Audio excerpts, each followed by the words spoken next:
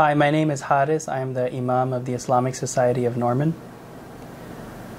So Islam is, the literal meaning of Islam is submission.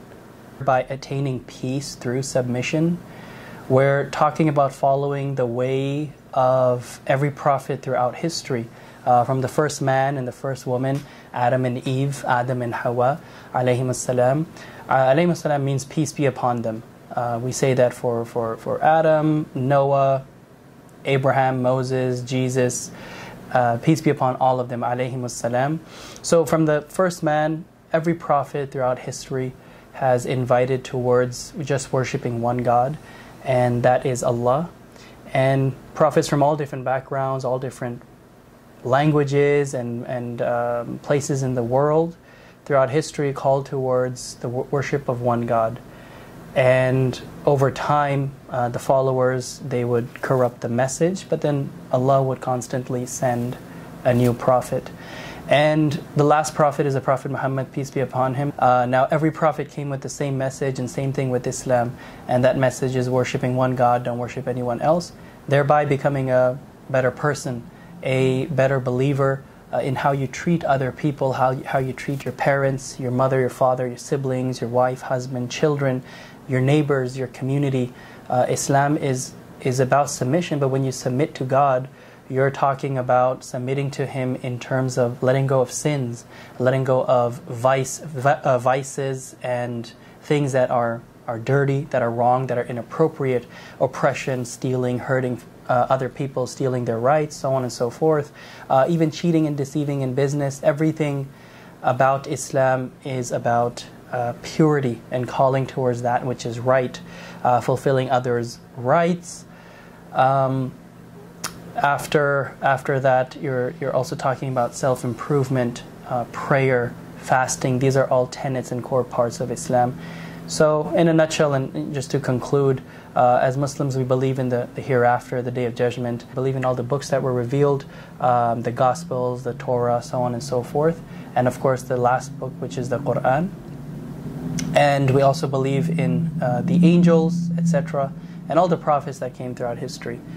We fast, we give in charity, we go perform the pilgrimage, and when it comes to prayers, it's 5 times a day, so we pray 5 times a day, so that constantly reminds us throughout the day that ultimately this is our purpose in life, is to serve God and thereby attain peace, become a better person, and to serve others and humanity at large as well. If you're talking about the 5 daily prayers, then whenever you stand up, people have compasses, or you kind of look at the sun, you look at where you are, kind of face in this direction. Then everyone lines up, and everyone lines up over here, shoulder to shoulder, black, white, brown, no matter what background, rich. It can be a rich person, a poor person. We don't look at that. Everyone just lines up, prays to one God, and then we call it a prayer until the next one. So hi, my name is Suhaib Anwar, and I'm the current president of the Islamic Society of Norman. So this mosque or masjid, it's one of the oldest masjid in Oklahoma. It was established in 1976 by Muslim students who came to study here at OU. There are a couple of students, and they bought 2 houses here in this current location. And they needed a place to worship next to campus, so they bought the houses here.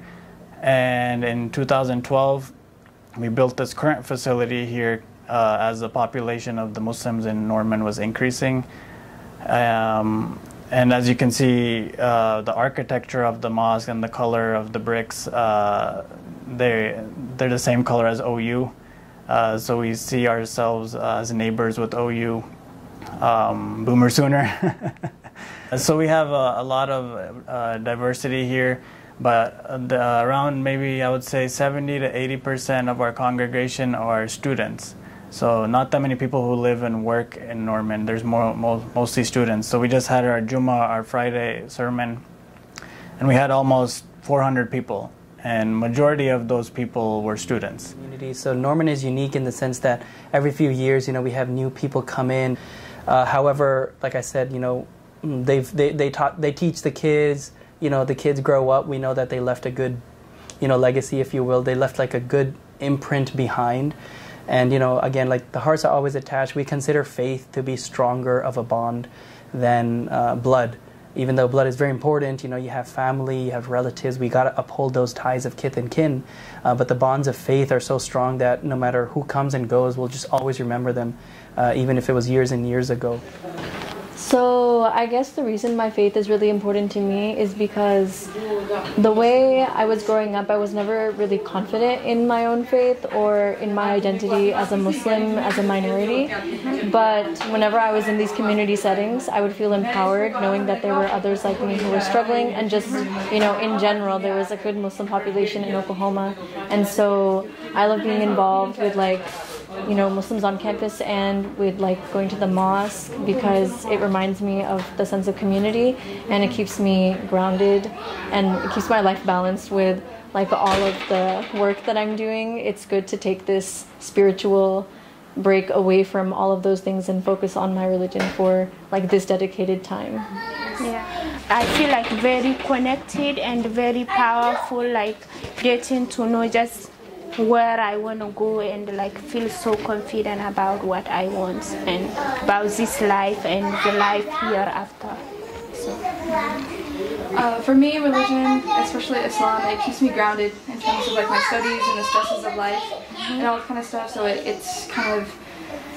just reminds me that not everything, I'm not on my own. And coming to Norman and stuff, it's really helpful to have a community, because where I'm from, it was I was the only Muslim in a school with 3,000 kids. Islam is in terms of, people who are Muslim around the world, we're such a diverse and large group of people.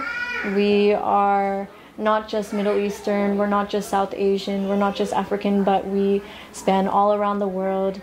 And I think that's what makes us very strong. The mosque where we're at right now, it's welcome to people of all levels of faith. And so you see kids here, you see people who are, having their own internal struggles with Islam, with anything else, because we all have those struggles. But whenever we, choose to focus on Islam, we're choosing to not let those struggles overcome us. So I think that, Islam is very, very, like we said before, it doesn't just keep you grounded, but it allows you to always strive to be a better version of yourself.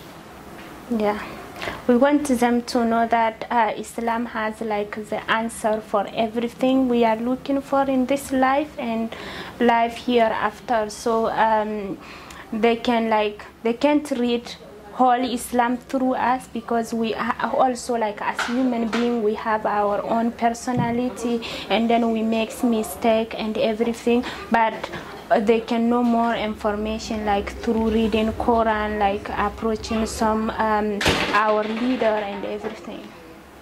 Yeah, and I guess a good thing to know about Islam, it's very welcoming to everyone, and as she was saying, that there's an answer for everything. And a lot of people, in typical life, they kind of just, if they can't find the answer easily, or they're struggling to even find a simple answer, they don't really turn towards religion, and Islam offers that quote-unquote easy answer for them. It may not be seen at the very beginning, but with just a little bit of work and faith, it will definitely present itself. Hello, my name is Osman Sandhu, and I go to Norman North High School. And I think being able to express myself in my religion at school is very important, and because it's important to express yourself and who you are at school. And I'm happy that as a Muslim, I don't face any oppression or outside, getting made fun of or something for being different in school. So it really helps a lot to come to the mosque or the masjid, or our Muslim version of church, I guess, for those who don't know.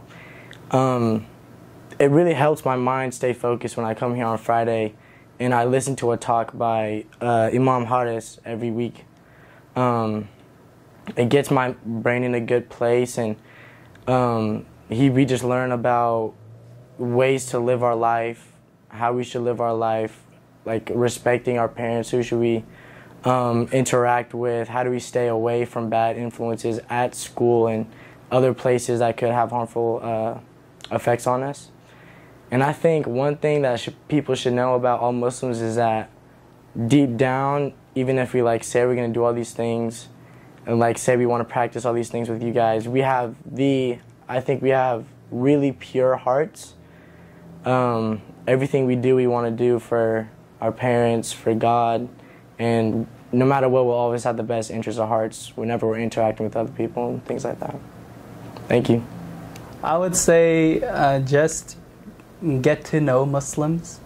It's not uncommon to be bullied. It's not uncommon as a Muslim to be called certain terms that I don't want to say, but honestly, by this time, it's 2022, most Muslims treat it as a joke because most of it does come from a joking perspective, where somebody wants to joke about, oh, you're from this country, oh, don't do this, don't do that. But, jokes do add up, and most bullies don't know that they are bullies. Most bullies would not, identify themselves as bullies. So a lot of times, a lot of jokes can go too far.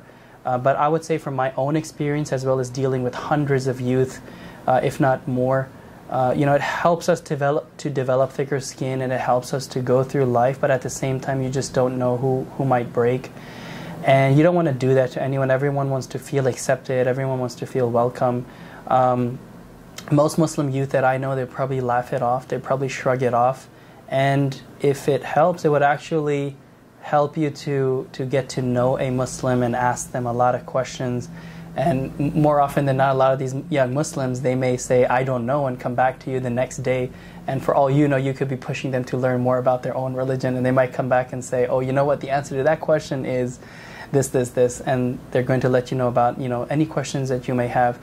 A lot of Muslim women wear the headscarf. We call it the hijab. They may even dress fully in a Muslim garb. Some Muslim boys might be wearing the cap, which we call the kufi or the topi. They might be wearing that, and just these might be modes of just opening up communication and getting to know a Muslim. And if you want, just come through to a mosque anytime.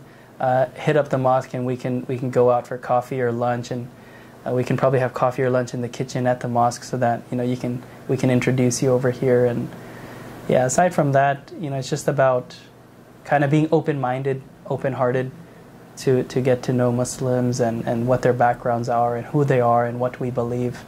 A few questions really go a long way.